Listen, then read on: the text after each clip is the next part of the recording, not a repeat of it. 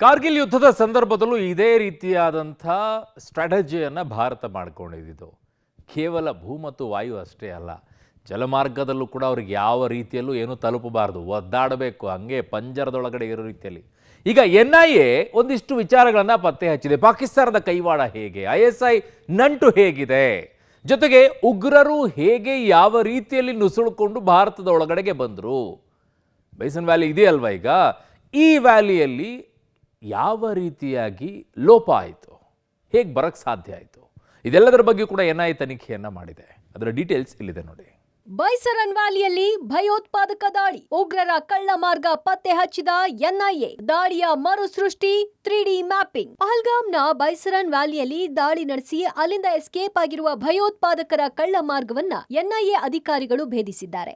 ಇಡೀ ಪ್ರದೇಶದಲ್ಲಿ ದಾಳಿಯ ಮರುಸೃಷ್ಟಿ ಮಾಡಿ 3D ಮ್ಯಾಪಿಂಗ್ ಮಾಡಿದ್ದ ಅಧಿಕಾರಿಗಳು ಭಯೋತ್ಪಾದಕರು ಹೇಗೆ ಬೈಸರನ್ ವ್ಯಾಲಿಯನ್ನ ಪ್ರವೇಶ ಮಾಡಿರಬಹುದು ಅಂತ ಕಂಡುಕೊಂಡಿದ್ದಾರೆ. NIA ಮೂಲಗಳ ಪ್ರಕಾರ ಉಗ್ರರು ಗಡಿಭಾಗದ ಊರುಗಳಾದ ಮಚಿಲ್, ಕರನ್, ನೌಗಾಮ್, ಬಾರಾಮುಲ್ಲಾ ಮತ್ತು ಉರಿ ಪ್ರದೇಶದಿಂದ ಎಂಟ್ರಿ ಕೊಟ್ಟಿದ್ದಾರೆ. ಪಹಲ್ಗಾಮ್ ತಲುಪಿದ ಭಯೋತ್ಪಾದಕರು ಸ್ಥಳೀಯರ ಸಹಾಯದ ಮೂಲಕವೇ ಬೈಸರನ್ ವ್ಯಾಲಿಯನ್ನ ತಲುಪಿದ್ದಾರೆ ಅಂತ ತಿಳಿದು ಬಂದಿದೆ. ಅಧಿಕಾರಿಗಳು ಈ ಅಂಶವನ್ನ ತಾಂತ್ರಿಕ, ವೈಜ್ಞಾನಿಕ ಮತ್ತು ಫಾರೆನ್ಸಿಕ್ ಎವಿಡೆನ್ಸ್ ಮೂಲಕ ಖಾತ್ರಿಪಡಿಸಿಕೊಂಡಿದ್ದಾರೆ. ತನಿಖೆಗೆ ಇಳಿದಿರುವಂತಹ NIA ಅಧಿಕಾರಿಗಳು ಈಗಾಗಲೇ ಸಾಕಷ್ಟು ಸ್ಥಳೀಯರನ್ನ ವಿಚಾರಣೆಗೊಳಪಡಿಸಿದ್ದಾರೆ. ಜೊತೆಗೆ ಅವರ ಬಳಿಯಲ್ಲಿ ಒಂದಷ್ಟು ಮಾಹಿತಿಗಳನ್ನು ಕೂಡ ಕಲೆ ಹಾಕಿರುವಂಥದ್ದು. ಪಹಲ್ಗಾಮ್ಗೆ ಬಂದಂಥ ಉಗ್ರಗಾಮಿಗಳು ಬೈಸರನ್ಗೆ ಹೋಗೋದಕ್ಕಿಂತ ಮುಂಚಿತವಾಗಿ ಸ್ಥಳೀಯರ ಸಹಾಯವನ್ನು ಪಡ್ಕೊಂಡಿದ್ದರು. ಜೊತೆಗೆ ಪಾಕಿಸ್ತಾನದಿಂದ ಭಾರತದ ಒಳಗೆ ನುಸುಳೋದಕ್ಕೂ ಕೂಡ ಸ್ಥಳೀಯರ ಸಹಾಯವನ್ನು ಮಾಡಿದ್ದಾರೆ. ಅದು ಕೂಡ ಬಾರಾಮುಲ್ಲಾ ಇರ್ಬೋದು, ಮಚ್ಚಿಲಿ ಇರ್ಬೋದು ಮತ್ತು ಉರಿ ಪ್ರದೇಶಗಳ ಮೂಲಕ ಭಾರತಕ್ಕೆ ಎಂಟ್ರಿಯನ್ನು ತೆಗೆದುಕೊಂಡಿದ್ದಾರೆ ಅನ್ನೋದ್ರ ಬಗ್ಗೆ ಕೂಡ ಮಾಹಿತಿಗಳು ಸಿಗ್ತಾ ಇದ್ದಾವೆ. ಆ ಪ್ರದೇಶಗಳಿಗೆ ಈಗಾಗಲೇ ಭೇಟಿಯನ್ನು ಕೊಟ್ಟಿದ್ದಾರೆ. ಅಲ್ಲಿಯ ಸ್ಥಳೀಯರೇನಿದ್ರು ಅವರ ಬಳಿಯಲ್ಲಿ ಹೇಳಿಕೆಗಳನ್ನು ದಾಖಲು ಮಾಡುವಂಥ ಒಂದಷ್ಟು ಪ್ರಕ್ರಿಯೆಗಳನ್ನು ಮಾಡ್ತಾ ಇದ್ದಾರೆ. ಜೊತೆಗೆ ಅವರಿಗೆ ಸಹಾಯವನ್ನು ಮಾಡಿದ್ರು. ಯಾರು ಸ್ಪಷ್ಟವಾಗಿ ಅವರಿಗೆ ಬೆನ್ನೆಲುಬಾಗಿ ನಿಂತಿದ್ರು ಅದರೆಲ್ಲದ್ರ ಬಗ್ಗೆನೂ ಕೂಡ NIA ಅಧಿಕಾರಿಗಳು ಈಗ ತನಿಖೆಯಲ್ಲಿ ಬಯಲನ್ನ ಮಾಡುವಂತ ಪ್ರಯತ್ನವನ್ನ ಮಾಡ್ತಾ ಇರುವಂತದ್ದು. ಭಯೋತ್ಪಾದಕರಿಗೆ ಸಹಾಯ ಮಾಡಿದ್ದು ಯಾರು? ಇದುವರೆಗೂ 2800ಕ್ಕೂ ಹೆಚ್ಚು ಜನರ ವಿಚಾರಣೆ. ಬೈಸರನ್ ವ್ಯಾಲಿಗೆ ಭಯೋತ್ಪಾದಕರು ಬಂದದ್ದು ಹೇಗೆ ಅನ್ನೋದು ಗೊತ್ತಾಗ್ತಿದೆ. ಇದೀಗ ಉಗ್ರರಿಗೆ ಸಹಾಯ ಮಾಡಿದ್ದು ಯಾರು ಅನ್ನೋದನ್ನ ಪತ್ತೆ ಹಚ್ಚುವ ಕೆಲಸ ಆಗ್ತಿದೆ. NIA ಅನುಮಾನಗಳ ಪ್ರಕಾರ ಜಮಾತ್ ಎ ಇಸ್ಲಾಮಿ ಮತ್ತು ಹುರಿಯತ್ನ ವಿವಿಧ ಬಣಗಳು ಭಯೋತ್ಪಾದಕರಿಗೆ ಸಹಕಾರ ನೀಡಿರಬಹುದು. ಪಹಲ್ಗಾಮ್ ಸುತ್ತಮುತ್ತಲಿನ ಮಾರ್ಗಗಳಲ್ಲಿ ಸಂಚಾರಕ್ಕೆ ಸಹಾಯ ನೀಡಿರಬಹುದು ಅಂತ ಅಂದಾಜಿಸಲಾಗಿದೆ. ಈ ನಿಟ್ಟಿನಲ್ಲಿ ಇದುವರೆಗೂ 2800ಕ್ಕೂ ಹೆಚ್ಚು ಜನರನ್ನ ವಿಚಾರಣೆ ಮಾಡಿದೆ. ಇದಲ್ಲದೆ 180ಕ್ಕೂ ಹೆಚ್ಚು ಜನರನ್ನ ಇನ್ನೂ ಬಂಧನದಲ್ಲಿರಿಸಿದೆ. ಕುಪ್ವಾರ ಪ್ರದೇಶದಲ್ಲಿ 14 ಜನ, ಪುಲ್ವಾಮಾದಲ್ಲಿ 12 ಜನ, ಹ್ಯಾಂಡ್ವಾರದಲ್ಲಿ 15 ಜನರನ್ನ PSCಯಲ್ಲಿ ವಶಕ್ಕೆ ಪಡೆದುಕೊಂಡಿದ್ದಾರೆ. ಇನ್ನು ಈ ಕೃತ್ಯಕ್ಕೆ ಫ್ರೀ ಕಾಶ್ಮೀರ ಹೋರಾಟದಲ್ಲಿ ಭಾಗಿಯಾಗಿದ್ದವರು ಸಹಾಯ ಮಾಡಿರಬಹುದು ಅಂತ NIA ಅನುಮಾನ ಪಟ್ಟಿದೆ. ಫ್ರೀ ಕಾಶ್ಮೀರ ಮೂವ್ಮೆಂಟ್ ಅಲ್ಲಿ ಇದ್ದವರೇ 370 ಬಳಿಕ ದೊಡ್ಡ ಮಟ್ಟದ ಪ್ರತೀಕಾರಕ್ಕೆ ಪ್ಲಾನ್ ಮಾಡಿದ್ರು. ಅದಕ್ಕಾಗಿ ಇಲ್ಲಿ ಸಹಕಾರ ನೀಡಿರುವ ಸಾಧ್ಯತೆ ಇದೆ. ಈ ಹಿನ್ನೆಲೆ 27 ಜನ ಸ್ಥಳೀಯ ಶಂಕಿತರನ್ನ NIA ಬಂಧಿಸಿದೆ. ತನಿಖೆಗೆ ಇಳಿದಿರುವಂತಹ NIA ಅಧಿಕಾರಿಗಳಿಗೆ ಈಗಾಗಲೇ ತಮ್ಮ ತನಿಖೆಯಲ್ಲಿ ಒಂದಷ್ಟು ಮಾಹಿತಿ ಬಹಿರಂಗ ಆಗಿರುವಂಥದ್ದು. ಅದು ಕೂಡ ಸ್ಥಳೀಯರ ಸಹಾಯದೊಂದಿಗೆ, ಅಂದರೆ ಉಗ್ರಗಾಮಿಗಳು ಉಗ್ರ ಕೃತ್ಯವನ್ನು ಮಾಡೋದಕ್ಕಿಂತ ಮುಂಚಿತವಾಗಿ ಸ್ಥಳೀಯರ ಸಹಾಯವನ್ನು ಪಡ್ಕೊಂಡಿದ್ದಾರೆ. ಸ್ಥಳೀಯರೇ ಇದಕ್ಕೆಲ್ಲದಕ್ಕೂ ಕೂಡ ಫೀಡಿಂಗನ್ನು ಮಾಡಿರೋದು ಅನ್ನೋದ್ರ ಬಗ್ಗೆ ಮಾಹಿತಿಗಳು ಸಿಕ್ಕಿರುವಂಥದ್ದು.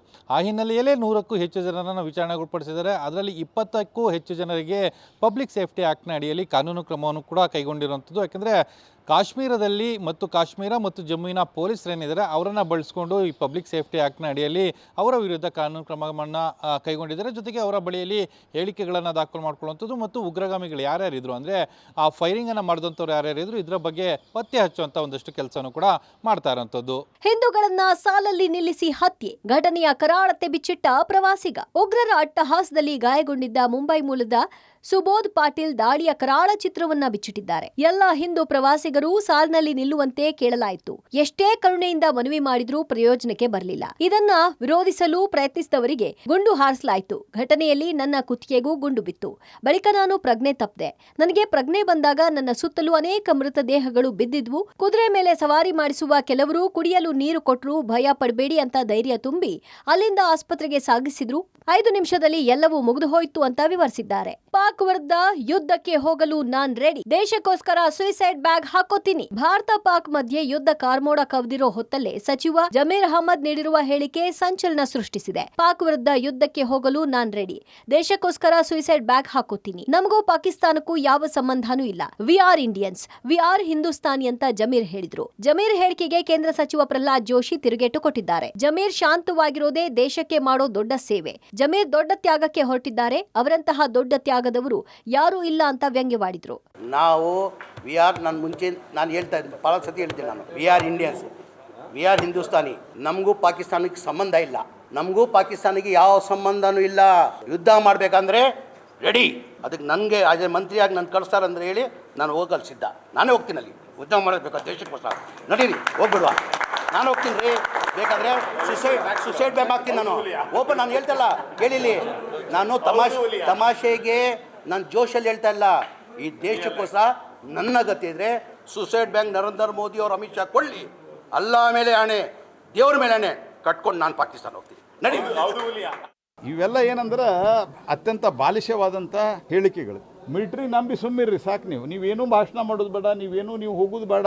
ನಮ್ಮ ಜವಾನರ ಬಗ್ಗೆ, ನಮ್ಮ ಸೈನಿಕರ ಬಗ್ಗೆ, ನಮ್ಮ ಮಿಲಿಟ್ರಿ ಶಕ್ತಿಯ ಬಗ್ಗೆ, ನಮ್ಮ ಇಂಟೆಲಿಜೆನ್ಸ್ ಬಗ್ಗೆ ವಿಶ್ವಾಸ ಇಟ್ಟು ಶಾಂತ ರೀತಿಯಿಂದ ಇರ್ರಿ. ನೀವು ಅದ ಮಾಡೋದು ಅತಿ ದೊಡ್ಡ ಸೇವೆ. ನೀವು ದೇಶಕ್ಕೆ ನೀವು ಇಲ್ಲಿದ್ದ ಬೇರೆ ಏನೂ ಮಾಡೋದು ಬೇಡ. ನೀವು ಸ್ಟೇಟ್ಮೆಂಟ್ ಕೊಡಲಾರ್ದ ಅವರ ನೈತಿಕ ಸ್ಥೈರ್ಯವನ್ನು ಕುಸಿಯಲಾರದಂತೆ ಮಾಡೋದು ಬಹುದೊಡ್ಡ ಸೇವೆ. ಜಮೀರ್ ಅವರ ಭಾಳ ದೊಡ್ಡ ಪ್ರಮಾಣದ ತ್ಯಾಗ ಮಾಡಲಿಕ್ಕೆ ಹೊರಟಿದ್ದೀರಿ. ನಿಮ್ಮಂಥ ತ್ಯಾಗ ದಾನ ಮಾಡುವಂಥವ್ರು ಯಾರೂ ಇಲ್ಲ. ಅದಕ್ಕೆ ನಿಮ್ಗೆ ದೊಡ್ಡದು ನಮಸ್ಕಾರ. ನಿಮ್ಗೆ ನಿಮ್ಮ ಪಾರ್ಟಿಯವರು ಶಾಂತ ರೀತಿಯಿಂದ ಕೂತರ ದೇಶ ಅತ್ಯಂತ ಶಾಂತ ರೀತಿಯಿಂದ ನಡೀತದೆ, ರಾಜ್ಯವು ಶಾಂತ ರೀತಿಯಿಂದ ನಡೀತದೆ. ಒಟ್ನಲ್ಲಿ ಉಗ್ರರ ದಾಳಿಯನ್ನ ಬೆಂಬಿಡದೆ ತನಿಖೆ ನಡೆಸ್ತಾ ಇರುವ ಎನ್ಐಎ ಅಧಿಕಾರಿಗಳು ಪಾಕ್ ಐಎಸ್ಐ ಕುತಂತ್ರದ ಬಳಿಕ ಉಗ್ರರ ಎಂಟ್ರಿಯನ್ನ ಕಂಡುಕೊಂಡಿದ್ದಾರೆ. ಈಗ ಭಯೋತ್ಪಾದಕರಿಗೆ ಸಹಾಯ ಮಾಡಿದವರನ್ನ ಪತ್ತೆ ಹಚ್ಚುವ ಕೆಲಸ ಮುಂದುವರೆಸಿದ್ದಾರೆ. ಶಬ್ಬೀರ್ ನಿಡಗುಂದಿ, ಪಬ್ಲಿಕ್ ಟಿವಿ, ನವದೆಹಲಿ.